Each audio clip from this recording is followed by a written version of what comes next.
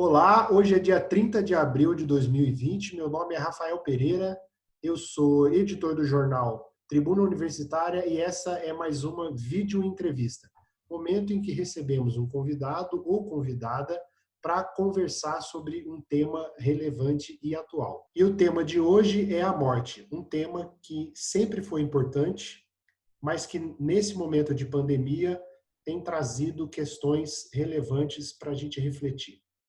Hoje nós vamos conversar com o Marcelo Cunha, que é psicólogo junguiano, né, Marcelo?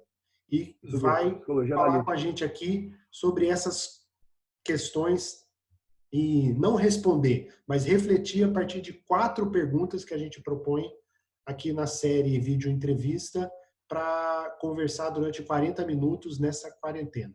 Marcelo, bom dia. Para quem está assistindo o vídeo, no caso é boa tarde, boa noite. Bom dia, boa E tarde, boa noite, boa madrugada. faz uma apresentação sua para a gente te conhecer um pouco antes que a gente entre no assunto de fato. Eu sou psicólogo formado pela Universidade Federal de Minas Gerais, Belo Horizonte. Eu formei em 2005. Fiz parte da minha graduação na Universidade de Wisconsin, através de uma bolsa dada pela universidade. E depois, na época, né, eu já estudei muito, né, tive grandes professores da área da psicanálise, estudei muito psicanálise, mas fui fazer a minha especialização depois na psicologia analítica, psicologia junguiana, que no Brasil alguns veem como uma posição contraditória à psicanálise clássica, seja freudiana ou lacaniana, mas que, por exemplo, no exterior, nos Estados Unidos, na Inglaterra, é vista como mais uma linha de psicanálise, né? Então, psicologia analítica seria ou não, né, dependendo da visão, aí mais uma contribuição desse campo dentro das psicologias que a gente poderia chamar de psicologias profundas, né? E, em especial, seja a psicologia analítica de Jung, seja a psicanálise de Freud e seus depois seguidores, é um campo da psicologia que considera como conceito fundamental a existência do inconsciente. Eu hoje faço parte de grupo de estudo e grupo de vivência de análise de sonhos da Sociedade Brasileira de Psicologia Analítica, SBPA, e faço parte também de vários eventos científicos, né? Estou sempre presente nos eventos da AJB, Associação Junguiana do Brasil, inclusive a minha especialização, e tive, inclusive, não só professores, mas supervisores da AJB, através da especialização que eu fiz na Unifenas. Fiz parte da minha formação também no Centro Salesiano de São Paulo. Então, a vida do psicólogo é uma vida que não dá para parar de estudar, né? A gente está sempre estudando. Eu me devoto, né? Tem algumas outras atividades que eu desenvolvo também, mas eu me devoto sobremaneira aos meus pacientes, atendimento clínico de adolescentes, adultos e famílias, usando a abordagem junguiana e também algumas outras contribuições, como o psicodrama e a psicologia, a terapia familiar sistêmica, né? Para poder, mas sempre com o plano de fundo né, a plataforma da psicologia analítica de Carl Gustav Jung.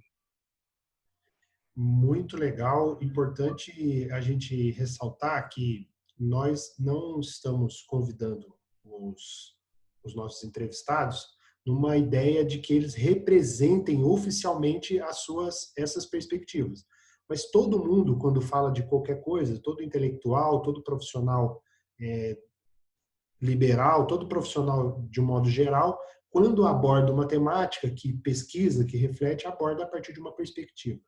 E nós estamos conversando com o Marcelo, e ele não é isento da sua formação, não é isento das suas experiências pessoais, e é justamente isso que a gente quer mesmo. A gente quer conversar com o Marcelo a partir das suas experiências profissionais, intelectuais, das suas experiências pessoais, e as pessoas que virem esse vídeo, elas possam, então, sendo influenciadas, refletir sobre essas questões a partir das suas experiências pessoais, profissionais e também intelectuais e construir o seu pensamento, as suas reflexões sobre o tema que nós estamos trazendo aqui, esse tema tão importante que é a morte.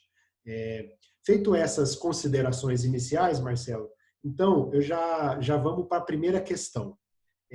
Como é que você, considerando essa perspectiva, as perspectivas das quais você fala, como é que você encara, como é que você reflete sobre a morte de um modo geral e também nesse momento de pandemia. Mas como é que você, como psicólogo junguiano, reflete sobre a morte? Eu acho muito interessante. Eu acho que a morte é fundamental, né? E é fundamental e ninguém sabe nada sobre ela. Eu também não sei, não.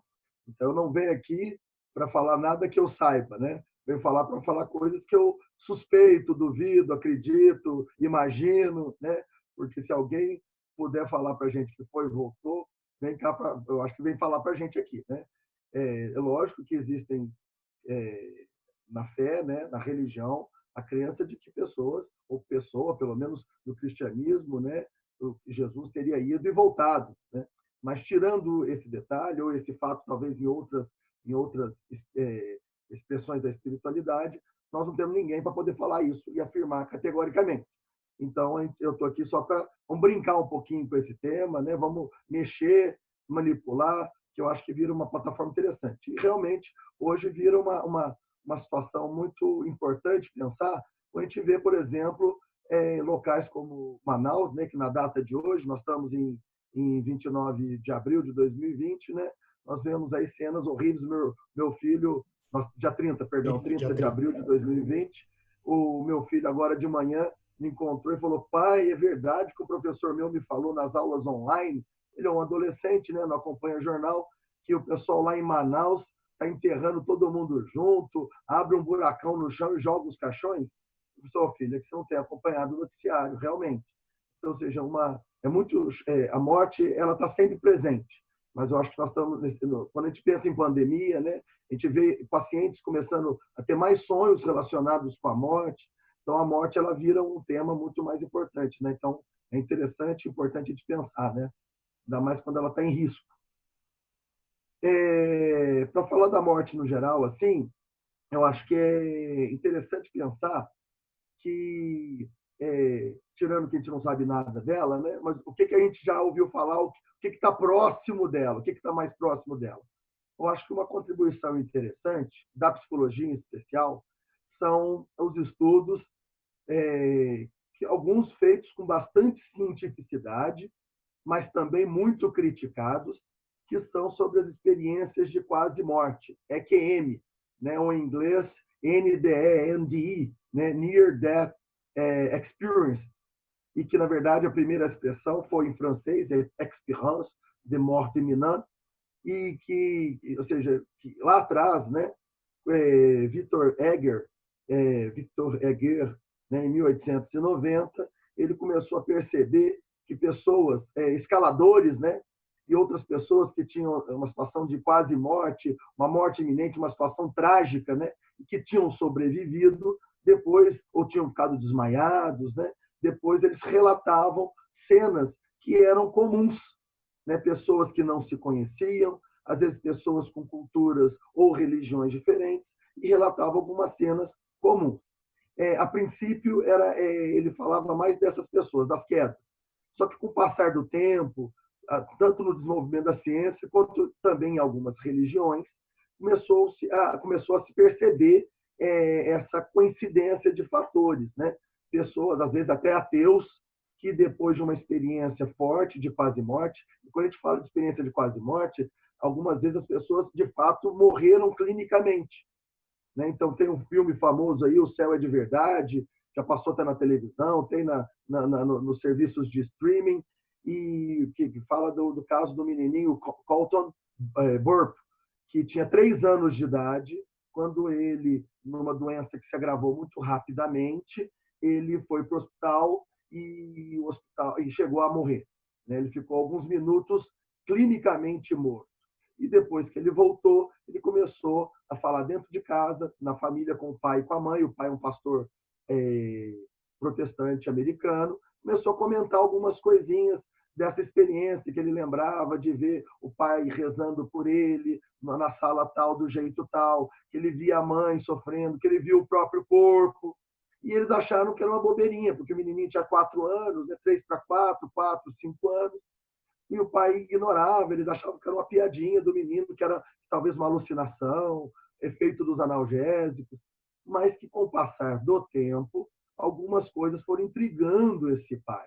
Então, por exemplo, o menino, e nesse caso, tem um livro também, o livro é muito bonito, eu conheci essa história lendo primeiro o livro, e depois o menino vai falar algumas coisas que não eram possíveis serem sabidas por ele. A mãe, em tese, nunca tinha comentado de um aborto. Ele falou que ele tinha encontrado a irmãzinha no céu. Ele falou de ter encontrado o avô. E ele falou para o pai, pai, você fazia assim, assim, assado com o meu avô. Você estava lá na fazenda, eu trabalhava para ele. E o nome dele era esse. E aí o pai ficou intrigado. Falou assim, mas você não tem como você ter conhecido seu avô. Você morreu. Ele morreu muito tempo antes de você nascer. Aí ele falou assim, pode ser que ele tenha visto uma foto, né? Deixa eu testar esse menino. E mostrou uma foto do vô para o menino, né? No fim da vida. O menino olhou e disse, não, esse não é o meu vô. Meu vô não é assim. Aí eu falei, realmente é uma alucinação desse menino. Passado um tempo, e ele cada vez mais intrigado com os comentários do menino, ele falou, e se o menino tiver encontrado meu pai em outra época da vida? E mostrou uma foto do vô mais novo, sem perguntar quem que era. Você reconhece essa foto? Sim, lógico, é o meu avô, encontrei ele no céu. Então, assim, muito chocante. O relato dele, alguns poderiam pensar que o pai utilizou, né, para fins religiosos, a gente nunca pode descartar isso, mas, por outro lado, eu sei que parece, né, os relatos contam que esse pai também foi muito criticado, porque se de um lado pode atrair um público, de outro lado espanta outros, né? Porque, de certa forma, coloca coisas que não estão muito próximas da teologia ou da revelação, seja no cristianismo em geral, seja nas igrejas evangélicas, né? E no protestantismo em geral. Então, eu estou dando um exemplo, mas tem vários outros exemplos, né? A gente acha na internet alguns casos até brasileiros. Tem uma professora gaúcha, Rita Isabel Rohr, que ela, durante o parto, ela teve uma queda antes do parto, teve um parto depois dessa queda traumática da primeira filha e foi considerada morta por algum tempo. E várias outras pessoas, né? O neurologista, né? O Alexander Eben, que inclusive era ateu, não acreditava que existia nada depois da morte. E depois da experiência de quase morte, diante de uma meningite rara que o colocou em coma, e ele chegou a uma experiência de morte ou de quase morte, ele então conta coisas que ele viu do lado de lá e que isso teria mudado profundamente a vida dele. Então, sim, tem como a gente afirmar que quem teve uma experiência de quase morte ou ficou morto clinicamente foi do lado de lá e voltou? Não podemos, não podemos. Existem várias teorias, né, várias teorias muito interessantes que diriam que isso aí seria uma alucinação, seria um efeito neurológico, né, de última instância, talvez por causa da mudança dos gases no organismo devido à falência da respiração, né, e do sistema respiratório, excesso de gás carbônico. Existem várias teorias que explicam de forma orgânica como que isso poderia estar acontecendo, explicam, mas não definem, né? São todas alegações, não tem como, ninguém fechou isso hoje em dia cientificamente, falou, o caminho é por aqui, não tem como. E vou falar para vocês que não tem como mesmo, não tem como mesmo, porque você, igual num computador, o hardware nunca vai explicar o software.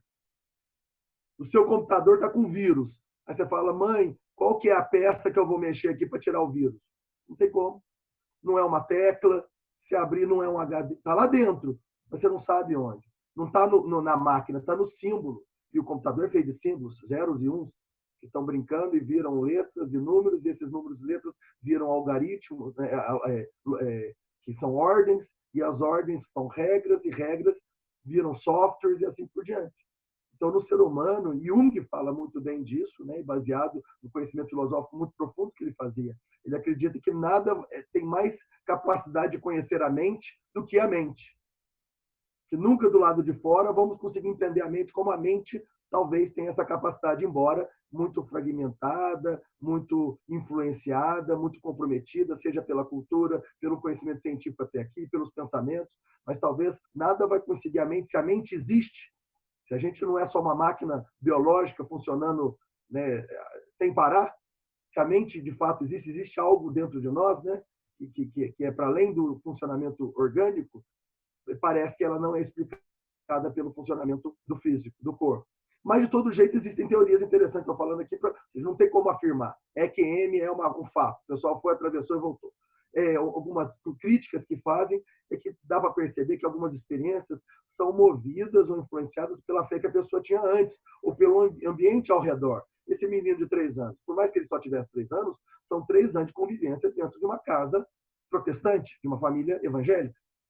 Mas, por outro lado, teve um pesquisador muito interessante, o trabalho desse pesquisador, Gregory Shushan, que ele pegou e comparou o EQM com, em vez de comparar com religiões atuais, falar, vai estar sempre influenciando alguma religião atual, né? Ele resolveu comparar com religiões antigas. Então, ele pegou a religião do Egito mais antigo e do Egito do Reinado Médio, dos Sumérios na Mesopotâmia, dos Sumérios, da Mesopotâmia babilônica antiga, da linha védica e da China pré-budista. E também, do outro lado do mundo, as religiões pré-colombianas. Então, assim, para não ter correlação, não ter conexão. Então, em tese, até pelo conhecimento atual, são civilizações que não se tocaram. E ele percebeu similaridades entre as formas que essas religiões falam da morte e os fenômenos coincidentes dentro da experiência de quase morte. Então, ele chega a afirmar que se tem algumas coisas que ou são influenciadas pela fé da pessoa e a cultura, influenciadas ou interpretadas, né? Às vezes a pessoa estaria, de fato, vivenciando aquilo, ela vê um acredita em anjo, vai falar que é anjo. Um acredita em espíritos desencarnados, vai falar que é um espírito desencarnado, um espírito de luz, né? O outro não acredita em nada disso, pode falar outra coisa, ou que é um, sei lá o quê, né? Então, um fantasma, um demônio, né? Então, se é influenciado ou interpretado pelo que a pessoa já carregava, a gente não sabe. Mas o que mais interessante que ele fala, que parece que tinha algo em comum ali, né? E que esse algo em comum, inclusive, é o que chocou várias pessoas que estudaram isso, porque pessoas de diferentes crenças falavam de saída do corpo, então que essa pessoa, quando tem experiência de quase morte, sai do corpo, vê o próprio corpo, uma levitação, ou voando, que ela estaria numa sensação de serenidade e segurança muito grande.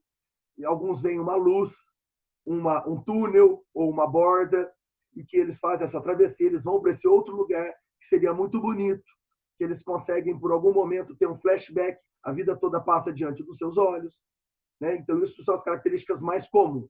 Algumas características não tão comuns, mas que apareceram também na experiência quase morte, é a visão de parentes mortos, encontrar o parente recebê-lo, ou ver figuras religiosas, dependendo da fé de cada pessoa, ter que decidir se ia voltar ou não ia voltar, e aí a pessoa, às vezes, até não quer voltar, porque ali é tão gostoso, mas alguém fala, você tem que voltar por causa dos seus filhos, por exemplo. Tem o caso da Anita Moorjani, que ela tinha um câncer terminal, e no câncer o corpo não reagia mais à químio, e o corpo chegou à falência múltipla de órgãos.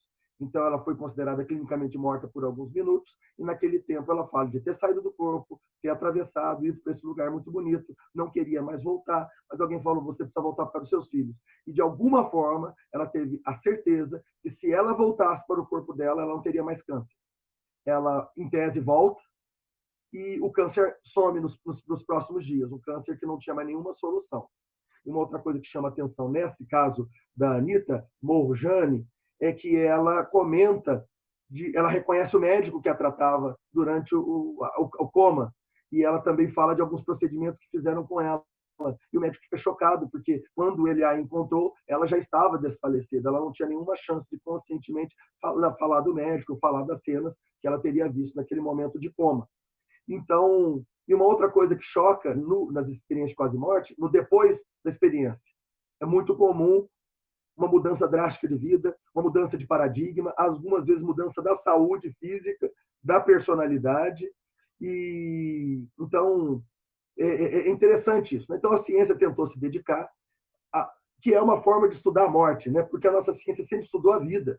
A ciência sempre estudou um jeito de acabar com a morte. Então, quando a gente pensa a medicina, né, a medicina alopática, que alguns falam que existe 176 tipos de medicina diferentes. Se você pegar, né, alguns pesquisadores, né, vários aí, mas a medicina alopática, que é a dominante no mundo, é uma delas. Uma delas. Então, uma de 116 formas de curar se tornou hegemônica, através da indústria farmacêutica e tudo mais. Né? E ela trabalha com uma linha muito específica, que é combater a morte, combater o sintoma. Ela não aceita a morte. Você tem dor, toma um analgésico. E o analgésico é ótimo para quem está com dor. Estou falando que não seja. Mas ela só trabalha assim, tamponando, tapando. Né? Você tem febre, dá um antipirético, né? Um antitérmico, tampa. Então, é como a nossa ciência e a nossa sociedade estivesse sempre expulsando a morte, querendo dominá-la, submetê-la, né? Mandá-la para bem longe. Né? E você vê que isso é diferente de outras linhas de pensamento, por exemplo, ou da própria medicina, como, por exemplo, a medicina homeopática, né? A homeopatia de Hahnemann, que alguns falam, mas você tem comprovações científicas muito sólidas da utilização dela hoje. Teve uma comprovação científica fortíssima que aconteceu na Europa há uns anos atrás, que só não foi publicada na Nature porque parece que a indústria farmacêutica não deixou, que seria talvez a pedra, o ponto final da discussão. É placebo ou não é? Infelizmente, um consórcio, né? Na verdade, foi uma discussão entre homeopatas e alopatas, e no final, nos laboratórios de todos, o fenômeno homeopático mostrou-se real. Né? Mas, infelizmente, isso não foi para frente. Mas, independente, a homeopatia, que é uma ciência sólida, de um cara que tem uma história de vida interessantíssima, né? Hahnemann tem uma história de vida muito legal, ele não queria criar nada, ele era um pesquisador nato, um cara da dúvida, ele estava sempre se perguntando, questionando. Ele era muito chato, parece, né? Chato no sentido assim, de pique, né? De um cara assim, rigorista. Ele achava que a medicina da época era muito fraca, ele desistiu de ser médico, formou e falou, não vou ser médico, vou ser tradutor de medicina, de livros de medicina, e ao estudar aqueles livros, ele falou, esses médicos aqui, esses cientistas, estão publicando coisas que são falácias, e eu vou comprovar isso. E nessa tentativa dele de comprovar, ele, sem querer, descobre a homeopatia, um jeito novo de curar, e que, na verdade, bate com uma linha de medicina da Grécia, que na Grécia tinha a linha de Quinido e de Cos. Então, uma falava da doença tamponando, né, matando o sintoma, e uma recebia o sintoma. Acreditava que o sintoma não era o problema maior, que o corpo era capaz de vencer a doença sozinho, só tinha que ajudar ele a se equilibrar. E aí eu não vou ficar aqui falando de medicina ou de homeopatia, mas acho interessante esse pensamento do Hahnemann, dos miasmas. Quando que a morte começa? Na homeopatia é quando a vida começa. A vida começa com a morte. O bebezinho acabou de nascer, ele já está morrendo. Ele já está perdendo células. Tudo bem que o crescimento, a expansão da vida é muito mais forte que a sua destruição. Mas já tem fagocitose. Já tem célula comendo célula, se matando, se trocando. Então, e o bebê pode morrer. Bebês morrem. Né? Morre, às vezes, no útero. Então, a vida nasce junto com a morte. E parece que a vida ela faz uma grande expansão e ela é toda a vida no começo e tem quase nada de morte, mas ela já está lá. E é como se a vida fosse diminuindo e a morte fosse expandindo. Até que um dia a morte tão grande, a vida tão pequenininha, uma engolisse a outra. Né? Então, que lembra também até o Big Bang, né? Ou seja, no primeiro momento, a gente acredita que a vida, eu vou falar a vida no sentido mais amplo, né? O mundo foi criado, a vida foi criada, o mundo foi criado antes da própria vida biológica, através da explosão do Big Bang, né? Então, eu acreditava que era só esse universo de expansão. O próprio grande Stephen Hawking, né? Grande, talvez dos maiores teóricos, no final, nas últimas teorias, ele chega a falar que talvez não fosse só expansão, que pode ser que chegue a um ponto de expansão máxima e depois vai levar a uma retração máxima, que depois vai ter um novo Big Bang, e que isso bate perfeitamente com escritos indianos muito antigos que falam que o universo é a pulsação do coração, se eu não estou enganado, de Brahma. E que essa pulsação, ou seja, nós todos estaríamos vivendo aqui a pulsação de um coração. Nós estamos no meio da primeira batida.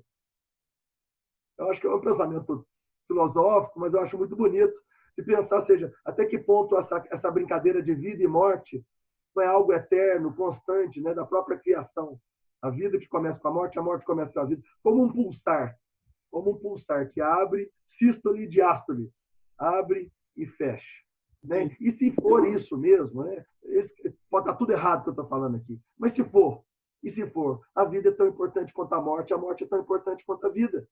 Então é muito triste uma sociedade que põe a morte para fora, que expulsa a morte da vida. O Facebook, que eu chamaria de fake book, o Marcelo, Facebook, Então, aproveitando essa deixa sua, que a segunda questão é justamente um pouco nessa esteira, que é o seguinte: que reflexões você faz a partir da morte como tabu na nossa sociedade, né? E também em relação ao fato de que as pessoas, de um modo geral, têm medo da morte, né? Considerando essas questões que você já colocou, que reflexões você faz sobre essas duas questões específicas que estão ligadas, que é a morte como tabu e o medo da morte, que tem relação, talvez, porque, como você já disse, a morte e a vida, elas estão em abundância no universo, né? E elas estão, inclusive, em abundância em diversas tradições religiosas e filosóficas, e ditas e refletidas em diversos aspectos. Mas, como você disse, existem sociedades que negam, que querem jogar isso para outras esferas, enfim. Que reflexões você faz em relação a isso? Tem a ver a morte ser um tabu na nossa sociedade agora, enfim, e mais ainda agora que existem pessoas que querem negar esses fatos que estão ocorrendo, da morte no contexto da pandemia. Ah, não, com certeza. O que Vou você falar um faz pouquinho sobre disso. essas questões específicas? O medo da Super. morte e a questão da morte como tabu, dentro do que você já falou e dessa questão toda, Dentro do que eu falei, mas não até afirmei explodiu nada, na nossa dentro das cabeça. suspeitas e brincadeiras que nós estamos fazendo aqui, né? No nosso playground intelectual. Né? Então, eu não tenho certeza de nada e não quero afirmar nada. Né? A própria experiência de quase morte foi muito questionada, né? E foi muito questionada porque ela é muito rara. Teve algumas pesquisas muito legais tentando controlar. Olha a ideia dos cientistas, olha que ideia boa. Eles viram que tinha alguns lugares que os pacientes tinham mais chance de ter experiência de quase morte, né? Alguns hospitais com pessoal que era recebido por causa de infarto e tudo mais.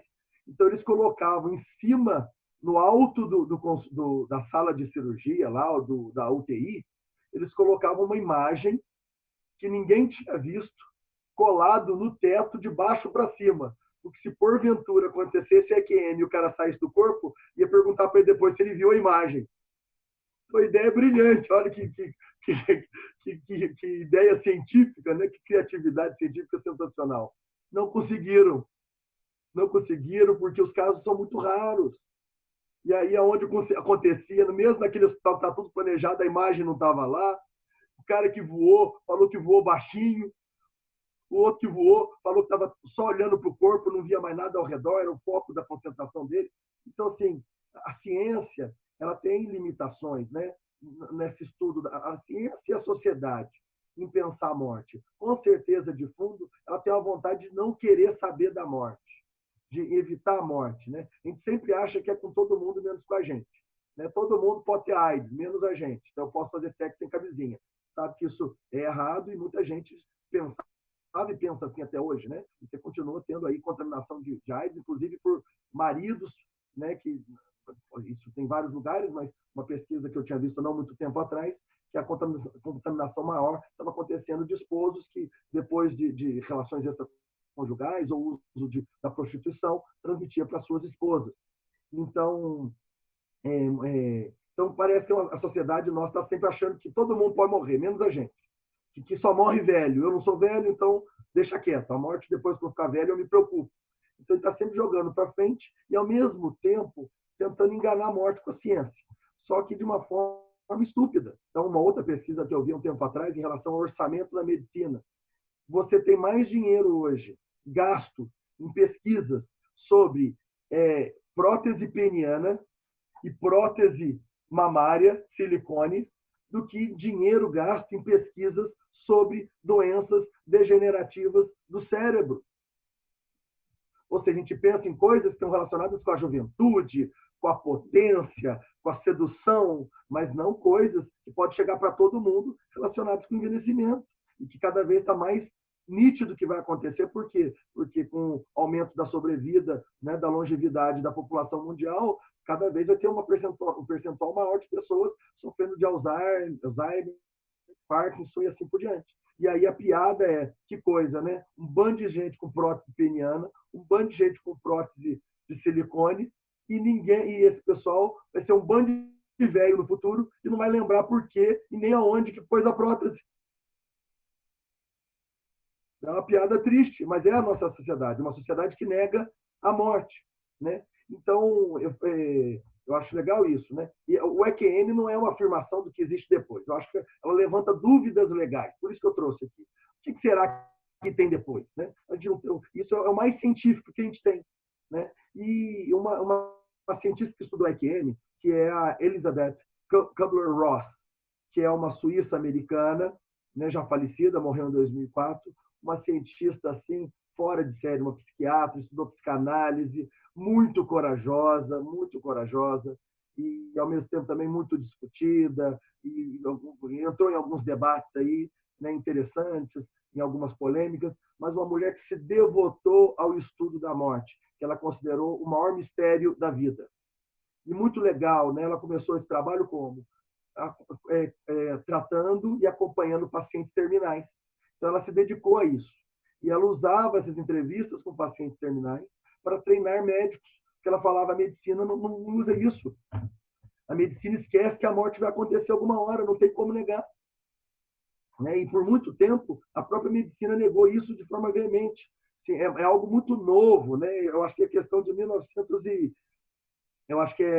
70 alguma coisa, quando você tem os primeiros estudos que falam da linha de hospice care, que são os cuidados paliativos. Tem gente que não vai dar para salvar, tem gente que não vai dar para sarar, né? Tem gente que vai morrer e vai morrer agora, é agora mesmo. E quanto mais a gente prolongar a vida dessa pessoa através de meios artificiais, maior vai ser o sofrimento para essa pessoa e o sofrimento para essa família. Nós temos que partir para uma outra linha. Então, você tem hoje já mais difundido, você tem em todo lugar, né? Aqui em Itajubá, você tem profissionais muito interessantes dessa área, né? O Hospital de Medicina aqui também né, abraçou essa pesquisa e esse estudo no treinamento dos profissionais de medicina. A gente, né, tem muito contato com médicos, a gente ouve falar disso, mas no mundo inteiro, hoje, isso já é mais comum, né? Não tem um tabu menor em relação a isso. Ou seja, a morte vai acontecer. E a gente não pode ignorar. Ele tem hora que a gente tem que se aliar a ela, não dá para lutar contra. Se lutar contra, a gente vai apanhar. E o nosso paciente que vai apanhar, que é o pior. Né? Então, a Elizabeth Kubler-Ross, ela foi uma pessoa importante nesse movimento dos cuidados paliativos, não é a criadora, mas ela é importante. E por causa desse contato com esses pacientes terminais. E aí, é uma coisa legal, ela estudou EQM também, eu acho que por causa de estar com esse contato com a morte, muito legal o estudo dela. E uma outra coisa que ela estudou, que eu acho muito interessante, seriam as fases, a gente pode chamar de fase, alguns criticam isso, mas quais as reações diante da morte. Então, ela percebeu que existia uma questão comum dos pacientes diante da morte, que era, no primeiro momento, tem gente que pula uma fase ou outra, então não é bem fase, tem gente que fica só numa, que não vivencia todas, mas eu acho pedagógico, acho que é didático o que ela fez. A gente não pode deixar de lado. Alguns falam que não teve muita cientificidade. Trabalhar com a morte não é fácil. É uma pesquisa difícil. Por favor, daqui, quem está morrendo aí, manda um zap aqui para mim que eu vou te estudar. Não é assim. Né? Mas ela estudou uma população muito grande de pessoas.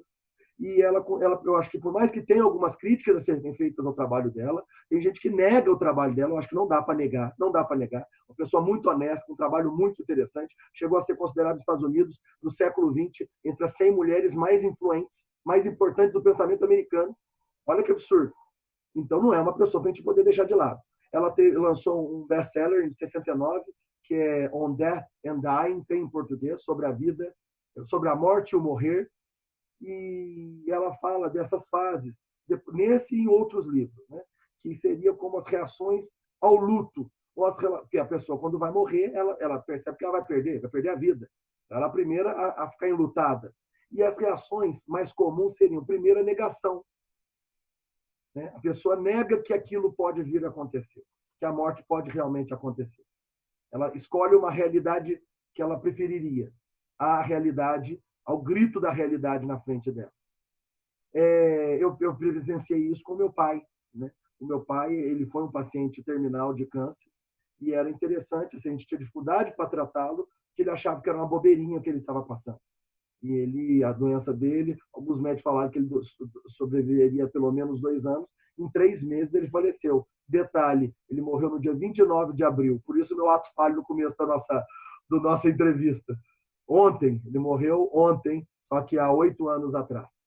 Né? Então, talvez por isso meu ato falho. Falar da morte um dia depois da morte do meu pai foi uma morte importante para mim.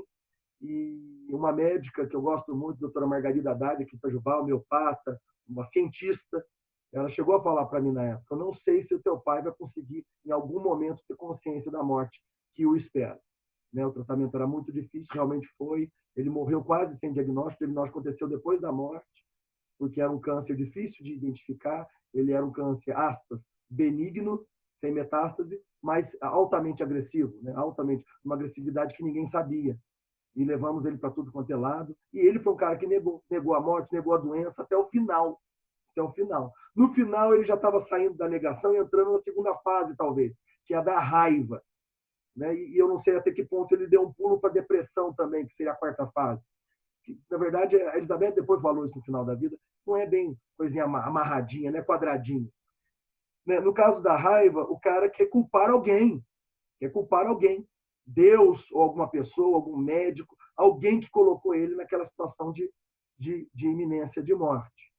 Depois, uma 3ª fase seria a barganha.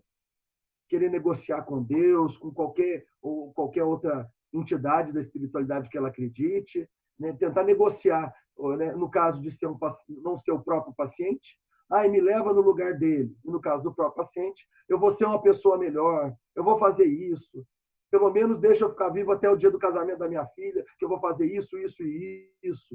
A pessoa tenta barganhar de alguma forma com o improvável, com o incerto, com o inexorável. Depois seria a depressão. A pessoa tem uma queda de vitalidade, de energia, uma coisa meio assim, de uma desesperança. Não serve para mais nada, largar a mão de tudo. E parece que algumas pessoas conseguem chegar numa outra fase, que seria a 5ª, que seria de aceitação, onde a pessoa restabelece a energia vital, ela tem uma visão retrospectiva da vida, ela faz uma avaliação da vida como um todo, ela para de brigar com a morte, ela aceita a morte, ela consegue ajudar no luto das pessoas que estão a acompanhando, ela consegue tomar decisões, fazer despedidas, dar perdão. E alguns até falam, Elizabeth, no último livro dela, que foi póstumo, ela chega a falar, talvez, no 6ª fase, que seria do significado, né? Que a gente pode pensar como significado a própria aceitação ou o significado que essa pessoa gera para as pessoas no final da vida, né? Ou com a vida. Né? Então, algumas pessoas brigam, algumas pessoas acham que essas fases existem, a polêmica na ciência é doida. Mas, assim, eu, como psicólogo, tenho que falar, não tem como negar o que a Elizabeth falou, Kübler-Ross, não tem como negar. Porque quem tinha falado antes disso era o próprio Freud. Ou seja, nós podemos traduzir essas fases como mecanismos de defesa. A negação ou a denegação é muito comum diante de um trauma. Freud já falava isso há quantos anos atrás? Muitos anos antes da Kübler-Ross falar isso. Ou seja, diante de um trauma, né, a pessoa pode ter uma negação. Ela fala, não, isso não existe. Né? Eu, brincando aqui com o termo, o corno manso. Não sou traído, não. Todo mundo sabe, menos ele. Uma caricatura. Você falando e considerando que o Freud já falou, e a piadinha também, essas questões que você colocou, essas fases... Mas só um detalhe, todas essas fases a gente poderia olhar como mecanismos de defesa. Piores e melhores. A raiva, que a gente poderia pensar como a projeção, querer culpar alguém. Ou seja, cada um desses mecanismos... O que eu estou pensando aqui comigo, refletindo aqui, a cabeça está aquela loucura, que isso está presente em diversas questões, não só em relação à morte. Daí que você falou do Freud, está presente na questão do trauma e tal, e tem muita piadinha na internet, tem uma girafinha, tem a questão que o pessoal faz com essas fases, que esse discurso das fases, ele já está disseminado, pelo menos... não, bastante. Muita gente usa. Na verdade, hoje em dia, ele está mais dentro da cultura e da cultura, das notícias, do entretenimento, que da própria ciência. Isso. A ciência meio que deu uma vetada na pesquisa de Kübler-Ross. Mas eu, opinando particularmente, né, e relacionando com a psicanálise, eu acho que é algo inegável. Mas a minha pergunta que eu quero fazer é o seguinte: você acha, o que você pensa? Se é possível fazer algum tipo de correlação dessas fases individuais Com a coletivas, sociedade, perfeito. com a sociedade. Com certeza absoluta. Absoluta. Super legal essa sacada sua e realmente Tem a ver com inconsciente coletivo, alguma coisa assim? Fala um é pouco. uma possibilidade, né? Um conceito muito interessante, ao mesmo tempo distintivo da psicologia analítica, o conceito de inconsciente coletivo, né? Então, o que acontece? Jung, antes de sair da psicanálise, ele era um grande psicanalista. Ele admirava Freud, né? Com alguns problemas, né? Que o filme tem alguns problemas, mas o Método Perigoso fala de algumas, ao mesmo tempo que ele fantasia alguns aspectos, e outros mostra muito interessantemente fatos narrados, né, historicamente da vida de Freud e Jung. Os dois eram muito amigos. E o Freud era mais velho, Jung era mais novo. Jung tinha um problema com o pai dele, então Freud entrava meio ali como uma figura paterna, mas não só isso, né? Não só isso. Né? A relação deles, Freud escolheu Jung como príncipe herdeiro, né? Seria o próximo líder da psicanálise na mudança de fase, envelhecimento de Freud, e Jung ele não consegue, ele percebe no consultório coisas que a teoria psicanalítica não dá conta, e ele não consegue jogar para debaixo do tapete. Freud ele tinha um cara muito honesto, um grande pesquisador, Freud foi um gênio, mas ele tinha uma preocupação com a institucionalização da psicanálise. E estava certo ele, você vê hoje, o trabalho que ele fez é digno de nota. A psicanálise talvez seja das linhas de psicologia mais bem institucionalizada no mundo. A mais forte, ou não, uma das mais fortes no mundo inteiro. Entende? Apesar de todas as críticas que recebeu, recebe até hoje.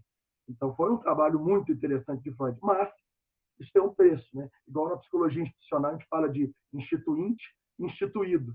Né? Ou seja, aquilo que o regressivo, o reacionário e o antirreacionário, o desbravador e o institucional. Né? Então, Freud era mais institucional e Jung era o espírito liberto, libertador. E ele não deu conta, ele tentou trazer algumas dessas contribuições.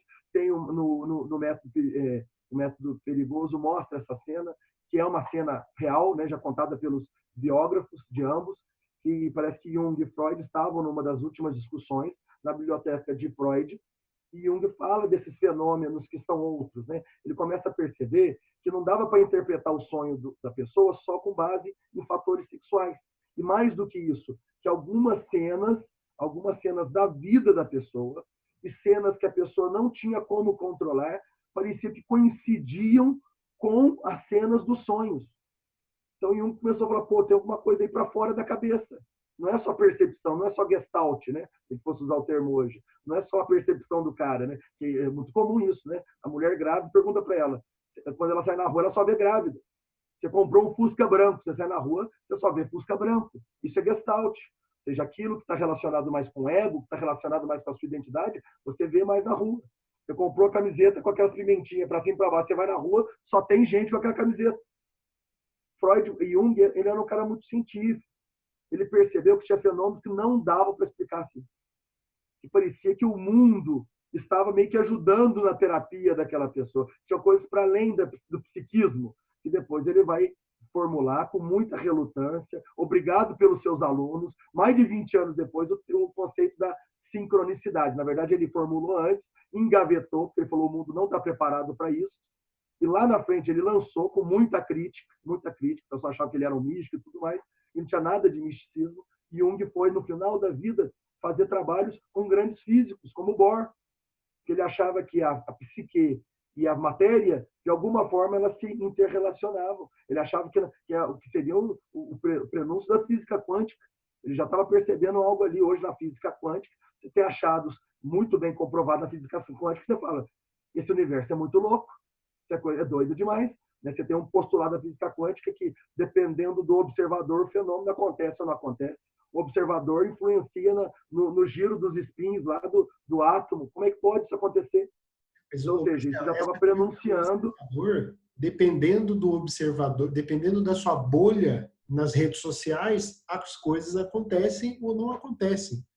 né? De uma forma metafórica também, mas é que eu estou falando aqui de uma coisa extremamente física. Não, Então, sim, a física. mas é que Então, isso ou seja, é que as coisas elas se interconectam de tal forma. e como que a nossa ciência é limitada? Porque se o observador influencia tanto assim, né? Ou seja, Jung já estava falando isso lá atrás. A nossa ciência é muito legal, mas tem hora que ela não tem modelos, ela não tem ferramentas para poder estudar fenômenos que são mais raros, seja a sincronicidade, seja um fenômeno da EQM, experiência de quase morte. Quando a gente está no limite, e olha que sacanagem, justamente quando nós estamos tratando as coisas mais importantes, parece que a nossa ciência não sabe estudar direitinho. A estatística dela não funciona, começa a dar pau. Né? Mas voltando no caso do inconsciente coletivo, de Jung, né? A sincronicidade foi um conceito importante, mas veio depois. Mas outra coisa que ele começou a perceber é que, por exemplo, antes da Segunda Guerra Mundial, ele percebeu que nos sonhos de pacientes diversos, pacientes diferentes, alguns símbolos relacionados com o deus da guerra nórdico começaram a aparecer. E ele, que era um cara que tinha uma cultura geral absurda, começou a perceber que coincidência. Logo depois vem a própria guerra, né? Que é a Segunda Guerra, que até um certo ponto não era esperada, né? Achavam que a Primeira Guerra Mundial já tinha liquidado tudo, né? Ninguém esperava uma Segunda Guerra pior que a Primeira, né? E outras correlações. Né? Algumas pessoas, eu estou falando de uma forma muito simplória, né? Não quero, quem quiser pesquisar mais, eu acho que é mais importante. Então, fica com o que eu estou falando de uma forma muito simplista. Mas eu acho que interessante. E um começou a perceber que parece que os inconscientes têm relação. E aí ele foi investigar isso. E aí ele usou os contos de fadas, que não são criações de autores, né? Não foram os irmãos Grimm que escreveram os contos de fadas, eles catalogaram. São histórias muito antigas. Na Europa isso era possível investigar. Você tem várias versões de Branca de Neve, Chapeuzinho Vermelho. As versões mais arcaicas são até meio grotescas, são muito pavorosas. Elas misturam um pouco de moral, de ensino, né? de ensinamento para as crianças, mas eles falam um pouquinho da alma humana, porque como não foi uma coisa feita por uma pessoa, foram muitas pessoas e ninguém escrevia, era falado de boca em boca, gerações e gerações, é como se a nossa alma fosse ficando impregnada ali. A alma quem? Não a minha, não a sua, a alma de uma coletividade. Igual os mitos gregos. Né? Não foi os autores clássicos que inventaram os mitos, eles coletaram. Foram histórias também faladas de geração em geração. A Bíblia também. Isso poderia, então, a morte estaria dentro dessa questão, a relação da sociedade com a morte, dos indivíduos com a morte. A morte seria um fator que seria desses dados universais, né? É uma crítica, ao mesmo tempo um grande achado da psicologia analítica. Parece que existe uma alma humana, uma alma maior, além da alma de cada um de nós. Parece que os nossos inconscientes têm um Wi-Fi aí que ninguém descobriu ainda. Tem uma conexão aí invisível, wireless, sem fios. E essa conexão não está só entre nós que estamos na mesma época, mas também com os nossos ancestrais. Né? Então, Jung começou a perceber que o sonho, embora fale do momento presente do sonhador, também, às vezes, traz elementos que não têm nada a ver com o elemento presente do sonhador, que são elementos muito antigos, e esses elementos são coincidentes em culturas diversas, antigas, como eu falei, o estudo do Gregory Shushan lá, que ele percebeu lá a relação dos fenômenos de quase morte com as religiões antigas, em especial religiões do Oriente. E, além disso, parece que tem algumas coisas que estão lá atrás, quase que inatas. Parece que antes da gente nascer já tinha algo lá atrás, né? E que estrutura. Então, cada pessoa não é um pré-determinismo, não é um destino, nada disso. Mas é como se, por exemplo, vou dar um exemplo tosco aqui. Eu e você, nós somos escritores. Eu posso escrever em português o conto, a crônica que eu quiser. Você pode escrever o artigo científico, o livro que você quiser. Mas quando nós chegamos aqui, já existiam as palavras e as letras. E eu vou usar A, com certeza, nos meus contos e crônicas, e você também vai usar A nos seus artigos científicos e nos seus livros. Então, parece que existe um substrato que a gente não sabe de onde que é. A psicologia analítica ela formula hipóteses, mas ela não tem como determinar. Alguns achados da neurologia mais moderna têm corroborado, têm confirmado esses achados da psicologia analítica. Né? O grande neurologista Damasio tem um artigo muito legal dele, do Walter Boechat, fazendo uma releitura de Damasio, do neurologista, e que coloca que alguns achados estariam falando dessa pré-mente, dessa mente arcaica, dessa mente muito antiga. E algumas coisas que a neurologia fala, com termos científicos, você vai ver que o correlato com a teoria analítica é impressionante, impressionante. Então, parece que tem algumas coisas que já estavam lá atrás. Será que foi uma sucessão de eventos que se repetiram tantas e tantas vezes durante centenas de anos, que isso foi ficando impregnado, foi construindo a alma, foi ficando na mente? E quando a criança nasce, igual a genética, da mesma forma que cada corpo é um corpo diferente, mas você já tem um código genético, você tem algo ali que já dá uma organização, uma orientação. Será que a mente também tem isso lá atrás? E isso está conectado na alma humana? Nós não sabemos, tem muitos estudos interessantes. O que parece é que a morte faz parte, ele é um ponto fundamental dessa psicologia coletiva, desse inconsciente coletivo. Os primeiros achados correlacionados à religião, os primeiros achados arqueológicos que falam de uma fé, de algum tipo ritualístico, estão relacionados com a morte. Você percebe que civilizações que tinham um lugar exato para colocar os seus mortos, e algumas vezes pelas escrituras, pelos desenhos rupestres, você consegue perceber que eles faziam algo específico quando alguém morria. Parece que essas culturas, essas civilizações, essas pré-culturas, né, esses inícios de sociedade, eles tinham um desenvolvimento melhor, ou mais rápido, ou mais complexo do que aqueles agrupamentos humanos, ou pré-humanos, né, antes do Homo sapiens, ou pré-Homo sapiens, ou antes do Sapiens sapiens. Esses agrupamentos, eles eram mais próximos de uma selvageria, né, de um comportamento mais animal, um comportamento mais menos organizado, né, menos estruturado e, com certeza, menos simbólico. Parece que o simbólico, que é o que faz nascer o homem, né? Qual que é a diferença nossa para os cachorrinhos, né, para os macaquinhos? Por mais bonitinhos que eles sejam, eles não conseguem simbolizar. Eles não têm uma estrutura, um aparelho simbólico, né? Tudo bem que os macacos, alguns conseguem até escrever, mas não consegue metaforizar. Ele pode até escrever, ele pode até receber uma ordem por escrito e entender, mas ele não consegue metaforizar. Então, parece que isso é uma característica do ser humano, a estrutura e elaboração simbólica, né? E os primeiros símbolos estariam relacionados com o quê? Com a morte. A morte. Então, a morte, ele grita. Um cachorro vê um outro cachorro morrer, pode ficar um pouquinho triste, daqui a pouco ele bola para frente. O ser humano não age da mesma forma. O ser humano tem medo da morte, né? Essa relação, ela é mais, pelo menos... E esse medo pode gerar reações muito controversas, né? Como a própria negação da morte, como você tinha falado antes. Só que se a morte é algo fundante, se a morte é algo tão importante quanto a vida, e vida e morte estão lá no nosso inconsciente, escritos lá na bio, se a gente pegar a BIOS, né, do computador, né? Antes do computador rodar, você tem a BIOS, que é o que ajuda o computador a ligar, senão você não consegue nem instalar um software. Psicologia, eu acho que é até melhor. Inconsciente coletivo é isso.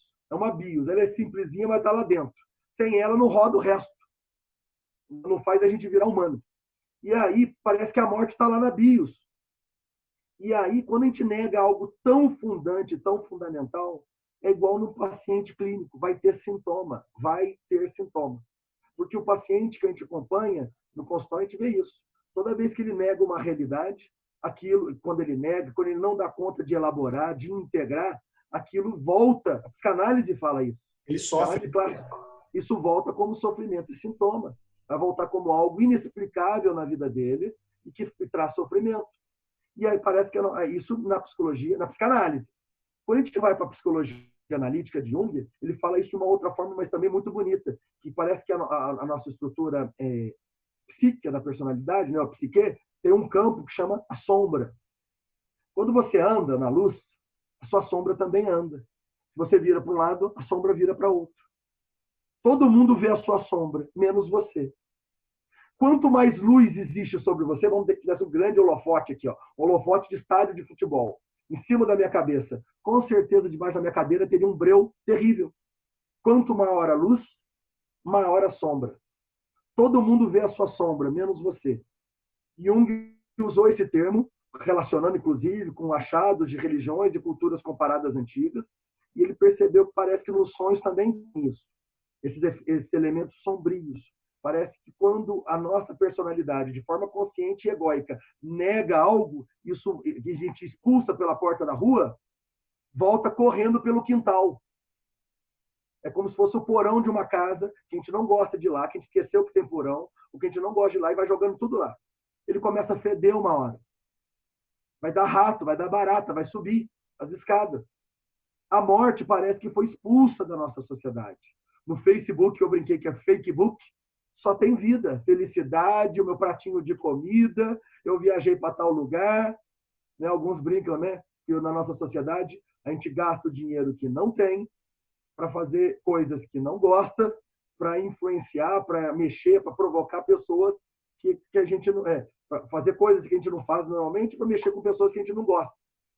Né? Então, uma coisa interessante, né? Então, o Facebook, né, que é o Instagram, que é qualquer coisa, que hoje em dia está todo mundo viciado, e não está viciado à toa, foi feito com base em técnicas de gambling, né? Ou seja, o pessoal do Facebook, alguns executivos já falaram isso na internet, eles usaram técnicas relacionadas ao cassino, que são as mesmas técnicas que conseguem criar o vício no cassino, ou agilizar, ou facilitar, também eles usaram para facilitar, para agilizar esse vício nas redes sociais. Rede social não tem hora, igual relógio, não tem relógio no cassino.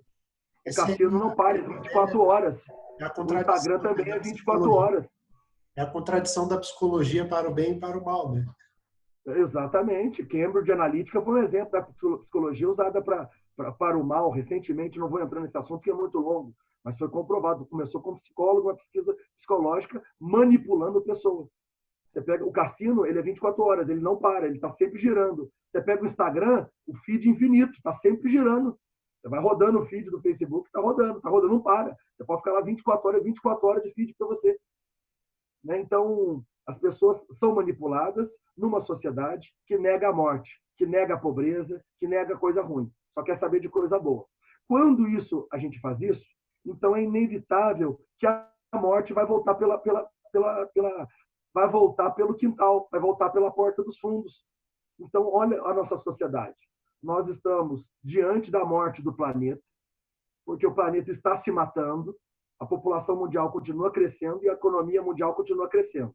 Algumas pesquisas já comprovam que se toda a população mundial consumisse igual consomem os maiores consumidores dos países mais desenvolvidos, nós precisaríamos de em torno de 6 ou 7 planetas para nos alimentar, para alimentar o nosso consumo. Só que não tem 7 planetas, só tem o nosso.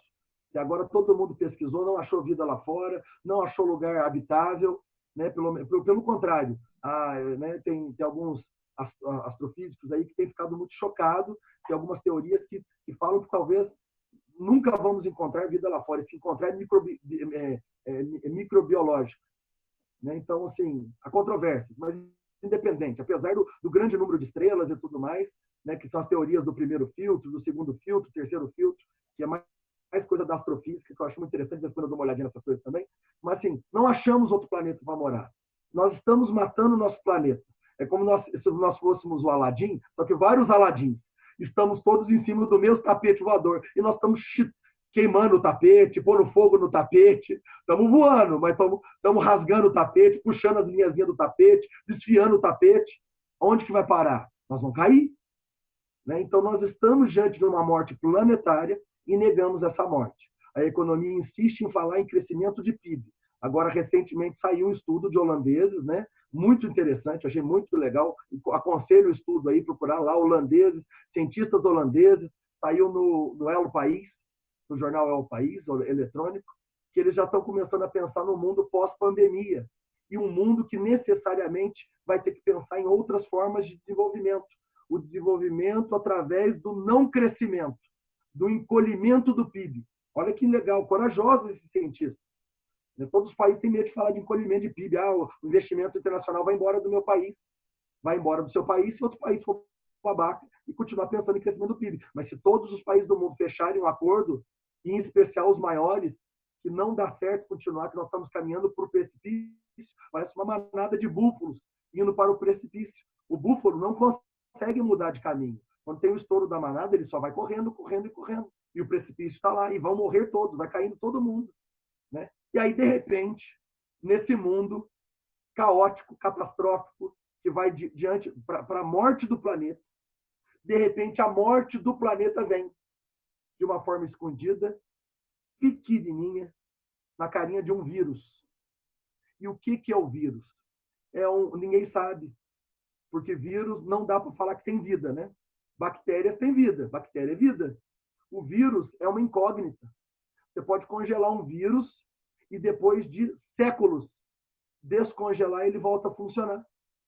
Então alguns falam que o vírus não é vida. O vírus é uma informação. Ele é simplesmente uma sequência de RNA. Só que alguns falam que é uma máquina biológica, uma maquininha. Ele é uma capinha de gordura no RNA lá dentro. E quando ele entra no organismo, ele escraviza, aí sim a vida, uma célula. E ele muda a programação daquela célula. E aquela célula vira uma fábrica de fazer vírus, que continuam, em tese, não tendo vida. Eles são como sementes, igual a semente da árvore, né? A semente tem vida ou a semente não tem vida? O vírus é uma semente, que quando cai na terra faz uma árvore, essa árvore vai ter flores, frutos, semente, a semente cai. Então, o vírus é um funcionamento do mundo vivo, mas não é, aparentemente, algo que tem vida. Poderíamos pensar até que é algo que tem morte, né? Porque o vírus mata. Parece que ele não tem nada de vida. Ele é tão pequenininho, mas ele só está ali para matar. Lembra o vírus do computador, né? O vírus do computador também não tem vida. Ele é uma programação, que depois que você joga, ele segue a sequência dele, é uma máquina, é um algoritmo, e ele vai infectando e continua se multiplicando. Ele é contagioso. Não é à toa que chama vírus de computador. Né? Então, quando a nossa sociedade nega a morte invade a sociedade, através de algo tão pequenininho. Outra pesquisa que eu vi recentemente, os países gastam rios de dinheiro, em especial as maiores nações, com proteção bélica. E gastam muito pouco dinheiro com proteção biológica. Só que há 5 anos atrás, Bill Gates, num TED, já falava que o próximo perigo da humanidade seria a pandemia, porque a ciência já estava provando esse caminho. No próprio Brasil, nós vemos aí a pesquisa científica cada vez com menos recursos. Então, na medida que a gente nega a vida, nega a morte, e só vê a vida, essa morte ela vai entrar, ela vai invadir. E olha que interessante, essa morte, que é a morte do vírus, entrou pelo quintal, ninguém queria, ela vem como um sintoma do mundo, e essa morte nos obriga a uma mortificação. Porque nós vivemos, você tem uma outra figura junguiana, que é da extroversão e a introversão. Então, isso não é personalidade, eu sou brincalhão, extrovertido, não. Extroversão são algumas pessoas que parece que a personalidade delas é mais voltada para o mundo exterior. E algumas pessoas, naturalmente, parece que se organizaram desde pequeno, talvez antes de nascer, com uma personalidade mais introvertida. Elas estão mais preocupadas com as próprias sensações e pensamentos. A energia, a libido, parece que faz um movimento mais natural para dentro, enquanto algumas pessoas, um movimento mais natural para fora. Né? Pensadores, filósofos, Nietzsche, outros, você vê que eles tinham um comportamento mais introspectivo. O próprio Jung, né? E isso não quer dizer, a pessoa pode ser até brincalhona, não tem nada, como a energia dela naturalmente corre. O nosso mundo é extremamente extrovertido. É só fora, fora, fora. Redes sociais, dinheiro, gastar, comprar na internet, vamos viajar. E aí vem, que é vida, pulsão de vida, igual dizia a psicanálise freudiana. De repente, esse vírus vai e obriga uma mortificação. Fiquem em casa. Se tranque. Agora é o momento de meditação, de pesquisar, de pensar soluções, de ficar com a sua família, porque o perigo está lá fora. Então, assim, olhando de uma forma simbólica, tem autores junguianos que falam isso, eu não sou o pai dessas ideias, né? Mas tem autores junguianos que falam disso, né? Ou seja, parece que o mundo, tão no seu excesso de extroversão e vida, a morte veio da sombra, veio de uma forma escondida, sorrateira, para obrigar uma mortificação do mundo. E alguns já estão falando de renda mínima, alguns já estão falando de mudanças permanentes da economia mundial, ou mudanças permanentes da saúde mundial, criar um SUS para o mundo inteiro. Então, eu acho muito interessante. Parece que, se não fosse esse vírus, a gente não ia refletir como aldeia global. Pensar todo mundo junto, trabalhar junto, pensar junto, como que a gente faz para sair dessa. Porque outros já falam que essa pandemia não vai ser a última. Pode ser que a gente esteja mais preparado para as próximas, mas ninguém garante que vai ser a última. Seja porque o vírus pode ser usado numa guerra, num atentado terrorista, seja porque o vírus pode acontecer. né? Pode acontecer, ninguém sabe direito se foi do morcego, se foi de um outro bichinho que tem lá na China. O vírus pode acontecer, de repente ele já existe lá entre os animais, ele pula para o ser humano, nós não temos anticorpos. Agora, deixa eu te... Para a gente caminhar para o final, com certeza você tem outras coisas para fazer também, e eu já vou fazer as duas questões seguintes que estão mais vinculadas ao individual, né? É claro que a quarta questão tem uma questão mais geral e tudo, mas a ideia é dessa discussão geral, e sem essa discussão geral a gente não poderia refletir de forma mais completa sobre as questões mais individuais, né? A gente, as questões elas dizem respeito ao comportamento diante da morte e à educação para a morte, né? Por exemplo, o que você diria a partir dessa discussão toda que a gente fez, que está sendo incrível? O que você diria para as pessoas sobre como lidar com a morte, né? Especificamente agora do ponto de vista individual também, né? Que do ponto de vista geral a gente já falou bastante sobre. E também sobre se você considera que é possível se preparar para a morte, se é possível fazer uma educação para a morte. É muito interessante. Eu acho que a psicologia junguiana fala, aquilo que está na sombra precisa ser integrado para parar, inclusive, de continuar gerando sintoma e sofrimento. Então, a nossa sociedade precisa integrar a morte, e os indivíduos também. Né? Os indivíduos, as pessoas, as famílias. Então, primeiro, eu acho que é mais fácil, é melhor integrar a morte antes que ela venha. Então, as famílias, tem família que não gosta nem de falar nome de doença. Ah, não, fulano está com aquela doença. Isso é um absurdo. A gente precisa dar palavra para as coisas. O Voldemort, da palavra. O Harry Potter pega bem esse símbolo, né? Aquilo que a gente não pode nomear. Inominável, né? Inominável. Do inominável.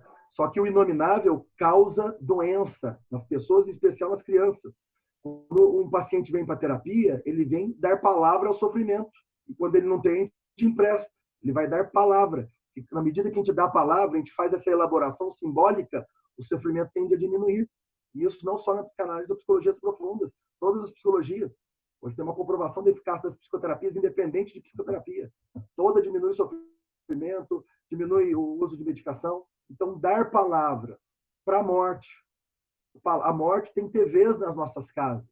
Tem família que não tem foto dos entes queridos. Eu acho tão bonito isso no Oriente, quando eles fazem, às vezes, um santuário onde eles colocam as suas entidades religiosas que eles acreditam, na Índia, na China, no Japão, e junto às fotos dos entes queridos. Tem aquele filme muito bonito da Disney, que é Coco. Eu esqueci o subtítulo, que é um desenho da Disney sobre a cultura mexicana e o ritual de cultuar a morte. Muito bonito o desenho, muito bonito, muito bonito. Fizeram uma reflexão linda, leve, sem ser muito pesada, mas pessoas que têm problema com a morte, é uma animação, é um desenho, mas não é um desenho. Muito bem feito. Fala como que essa morte, quando a gente a nega, quando a gente esquece dos antepassados, isso volta como sintoma. Isso atrapalha a nossa vida. O desenho é lindo, lindo, lindo. Lindo de morrer. Muito bonito mesmo. Perdão a piada. E aí, eu acho que a gente tem que ter um espaço para a morte na nossa família. Entendeu? Pessoas que morrem sem nunca ter pensado que ia morrer. Depois a mulher não sabe onde está o testamento, se tem testamento, onde que tinha, nem a senha do banco. Né? Quando é uma família mais tradicional, uma família do marido autocrata, né? Machista, né? Quantas vezes a gente já viu isso tanto na estrutura paternalista, mais no Brasil, né? E no passado já vi muitos relatos de pacientes falar coisa assim. Então, a morte, ela tem que vir para casa, tem que trazer a morte para casa, tirar dela o seu melhor sentido. Por quê? Porque a morte é o ponto final da frase. E é o ponto final que dá sentido para a frase. Eu gosto de você, ponto. É uma frase. Agora, eu gosto de você, ponto de exclamação, é outra fase. Eu gosto de você, ponto de interrogação. Já mudou o sentido da frase toda. Não interessa, eu não mexi nas palavras, eu não mexi na ordem das letras. Só aquele ponto de exclamação, de interrogação no final, fez uma declaração de amor virar uma provocação, virar até uma ofensa, dependendo da situação de quem falar para quem. Então, a morte parece que é esse ponto finalzinho. É um pontinho só. É o final da existência. Mas ele parece que ele dá significado para a história. Ele ajuda a dar significado para a história. Talvez seja um dos momentos mais importantes da vida. Né? É tão ruim a pessoa falar, nossa, vou morrer daqui a 3 meses de uma doença. Né? Mas talvez seja muito bom a pessoa falar, nossa, quanta gente vai morrer de susto, sem nunca saber quando morreria. Mas eu sei quando eu vou morrer, ou pelo menos tudo indica. Vou poder pedir perdão, vou poder dar o perdão, vou poder colocar as coisas no lugar. É uma tristeza um paciente terminal, mas também pode ser uma bênção, né? Se a gente conseguir encontrar esse sentido na morte. Então, educação para a morte é muito difícil. Eu não sou tanatologista, né? Eu tenho os tanatologistas que falam sobre a morte com muito mais propriedade. Eu estou aqui dando parpite azedo. Mas eu acho que o estudo da morte, né, tem mostrado isso para a gente. A nossa sociedade precisa integrar essa sombra, essa morte. Né? Tem gente que não gosta de ir em cemitério, tem gente que não gosta de ir em velório. Eu acho que é importante ir ao velório, levar a criança ao velório do vovô que morreu. A gente explica para ela direitinho, ela tem chance de se despedir. Se eu não quiser levar ela até o caixão, tudo bem. Né? Não quero que ele tenha aquela visão do vovô. Mas às vezes precisa ter. Né? Porque se a gente for lá atrás, em Freud, falando do luto, o luto ele tem grande chance de virar melancolia quando ele é negado, quando ele é suplantado. A melancolia, no caso, era a forma que ele chamava a depressão. Né? Ou seja, o luto é uma fase necessária, diferente da depressão, e que precisa ser vivenciado.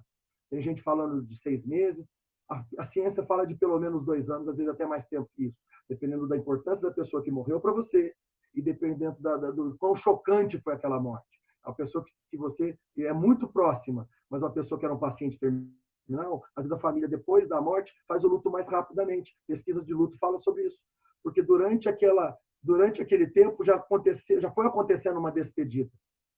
Uma pessoa que é mais nova, muito próxima, que morre de um acidente trágico, o luto vai demorar mais. A mãe não estava esperando que o filho fosse morrer naquele acidente de carro. Mas, de todo jeito, o luto vai ser necessário. E o luto acontece o tempo todo, porque a morte acontece o tempo todo. Se não é a morte de uma pessoa, eu perdi meu emprego, eu perdi uma vida que eu tinha naquele emprego, eu perdi várias coisas, morreu aquela pessoa, aquela cena, aquele lugar. Se eu não me vigiar, eu vou agir com denegação, eu vou agir com projeção, com raiva, eu vou usar barganha, eu vou usar depressão, eu não vou fazer aceitação. Tudo bem que essas fases talvez sejam necessárias. Eu perdi o emprego, eu vou tentar, eu vou brigar, eu vou pôr a culpa nos outros, eu vou rodar a baiana, mas em algum momento eu vou ter que passar por isso e falar, calma aí, eu perdi o emprego. E agora? Qual o novo significado disso na minha vida? Tem um filme muito legal com Richard Gere, que eu esqueci o nome agora, muito legal, que ele era um cara contratado para dar para as pessoas a notícia que elas iam perder o emprego. Né? E muito legal que ele trabalha o luto das pessoas nesse sentido. Ele era um cara, ele era o terapeuta dessa hora, da hora da morte, amém. E algumas pessoas no filme ele mostra como que ele as ajuda a reencontrar uma vocação, a voltar para a sua trajetória. Então, acho que a morte faz isso com a gente. A morte é uma chance da família repensar. Quantas vezes já vi até em consultório. Depois que a minha mãe morrer, a minha família, cada um para um canto. Né? Cada um para um canto. Então, o meu pai morreu, estou dando um exemplo genérico. Então, o meu pai, ou a minha mãe, ou meus pais morreram e acabou. Cada irmão foi para um canto. Não tem mais família. Por que isso? Porque nós temos uma história a continuar. Parece, uma suspeita minha, que nós estamos numa grande corrida de bastão. E a nossa volta é o tempo que a gente está com a vida na mão. Uma hora, a gente vai ter que passar esse bastão para frente. Outra pessoa vai continuar a nossa corrida. Que a gente, durante a nossa voltinha, que é tão curtinha, né, 100 anos, 120 é nada perto da história do universo ou da humanidade. Na nossa volta tão curtinha nessa gincana, que a gente tenha corrido da melhor forma. E na hora de passar o bastão, que a gente não jogue ele no chão, não atrapalhe a corrida dos outros. Que a gente consiga passar esse bastão como um presente. Aqui filho, aqui neto, aqui esposa, eu estou indo embora, mas continua. Vocês agora já têm tudo que eu tinha para passar para vocês. Então, acho que é mais ou menos assim, a sociedade e as pessoas não tem muito uma educação, mas a escola precisa falar da morte, as igrejas precisam falar da morte. Quando eles não fazem, aí a gente tem que ajudar esse paciente aqui no consultório a cuidar da morte.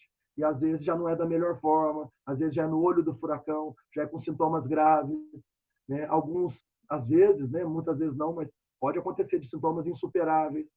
Então, a terapia está aqui para ajudar isso também, a pessoa a fazer o luto, ajudar a fazer o luto, seja do emprego, seja da morte da pessoa querida. Mas o ideal é que a morte, a sociedade nossa, recebesse essa morte. E a gente vê hoje uma coisa contrária, a sociedade expulsando essa morte e por isso se tornando uma sociedade genocida.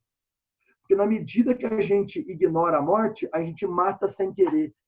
E a gente mata muito, mata de fome, mata de doenças como a dengue, pelo amor de Deus, a dengue voltando no meio dessa crise que nós estamos, doenças antigas como o sarampo voltando, o que é isso? Entendeu? E matando, ou deixando doente, aleijado e tudo mais. Então, assim, como que pode? Eu lembro do filme do Justin Timberlake, fez um filme um tempo atrás, que eu acho uma provocação bem legal, que chama O Preço do Amanhã. E eu vou dar spoiler aqui, ó. Quem quer assistir o filme, não assiste essa parte minha aqui, não. Mas eu preciso falar, porque não vai atrapalhar você assistir o filme, não. É bem legal, porque isso aqui você vai descobrir no começo do filme. É uma sociedade que as pessoas têm um tempo de vida para acumular X em dinheiro. E se elas acumulam X em dinheiro, elas conseguem comprar mais tempo de vida. E aí elas vão viver numa outra sociedade onde as pessoas têm o mesmo nível social que elas, são mais ricas. E aí ali, nesse tempo de vida, elas têm que correr atrás do prejuízo para fazer mais dinheiro. E com isso comprar mais tempo de vida. Então você tem pessoas que vivem muitos e muitos anos e tem pessoas que vivem quase eternamente. E tem pessoas que vivem nada, que morrem jovem. A nossa sociedade não é assim. No Brasil morre mais jovem, em especial negro de favela. Né? Outro dia eu vi uma pesquisa muito interessante, o Covid em São Paulo, pessoas do Morumbi, parece que a mortalidade é muito menor no Morumbi que na favela, tudo bem que tem a subnotificação, mas será que uma sociedade que ignora a morte não acaba se tornando genocida, não mata mais? Né? Quando a gente ignora a morte, o que acontece com quem já está morrendo? Ou quem está na fila da morte? Quem está correndo risco de morrer? Né? Então, acho que a sociedade como um todo precisa fazer essa mortificação, ficar um pouco menos extrovertida, fazer essa interiorização, aceitar a morte. Aceitar não é engolir a seco, não. É casar com ela, é fazer as pazes, é dar um beijo na boca, bem dado, entendeu? É abraçar essa morte, trazer ela para dentro, convidar ela para ser mais uma pessoa dentro de casa. A vida num banco, a morte no outro. Porque todos nós, a única coisa que presta, que eu vou falar aqui hoje, é a única coisa que a gente sabe que a gente vai morrer. Marcelo, você falou, tudo que você falou presta. Presta bastante.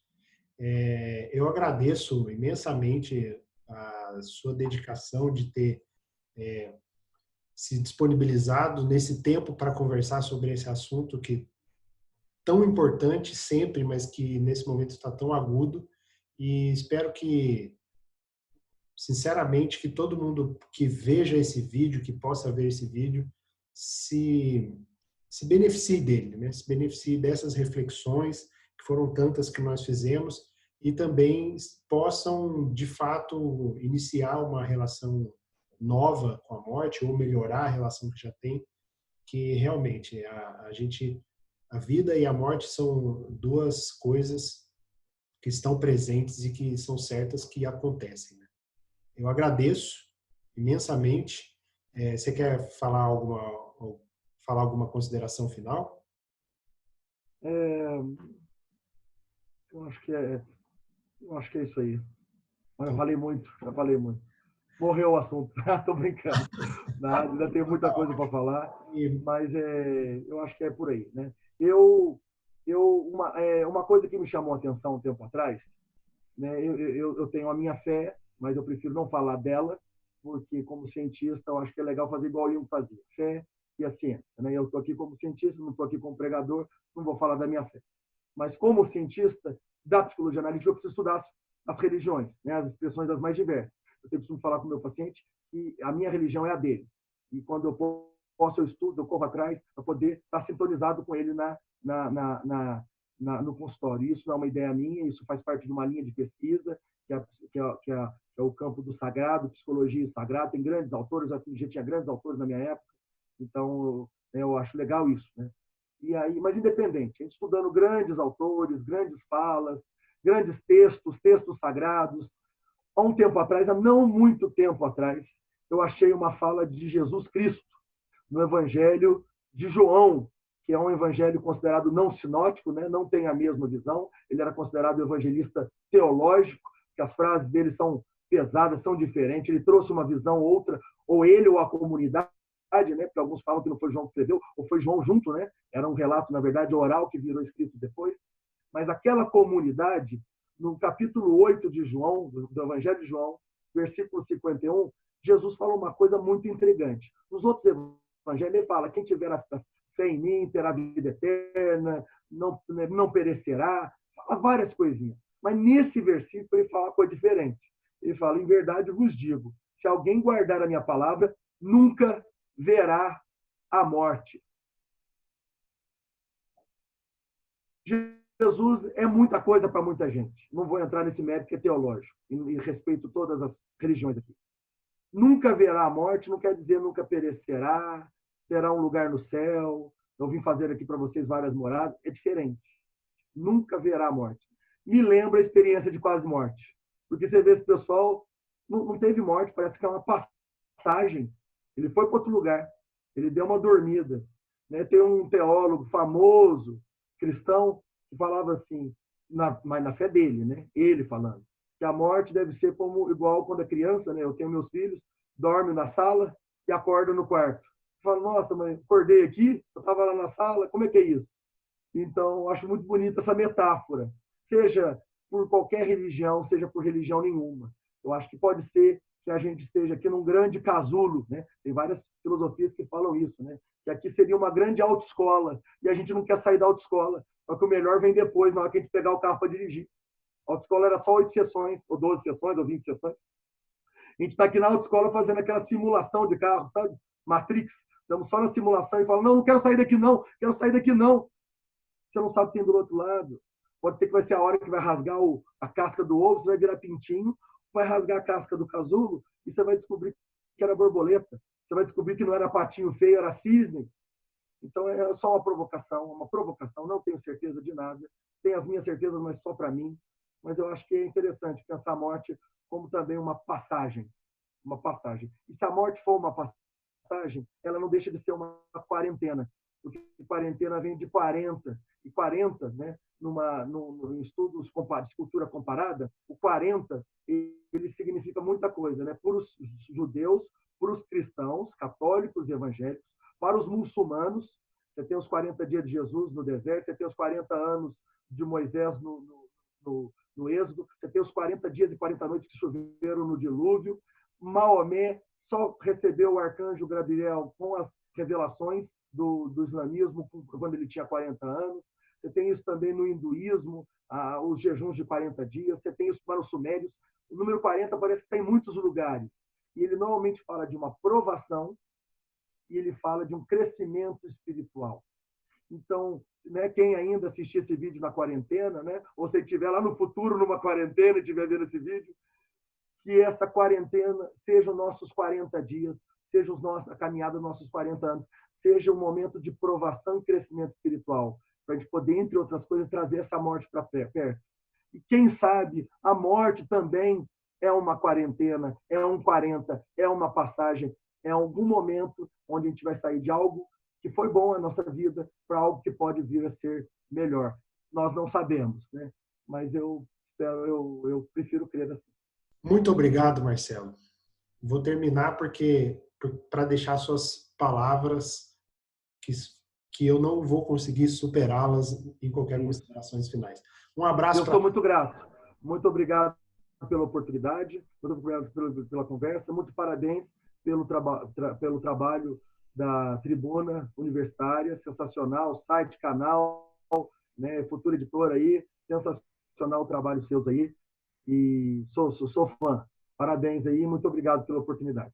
Obrigado, Marcelo. Obrigado ao pessoal que assistiu até aqui. Até o próximo vídeo entrevista.